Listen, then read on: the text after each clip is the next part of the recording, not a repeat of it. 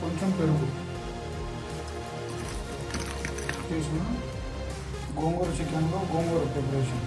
కొంచెం ఆయిల్ వేడి చేసుకొని దానిలో మిరపకాయలు పడేయండి.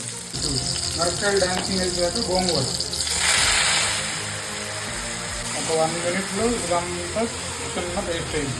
5 నిమిషాలు మగ్గాక ఇంత అయింది ఆ గోంగూర. దీన్ని మిక్సీ పెట్టుకొని బిర్యానీలో కలపాలి.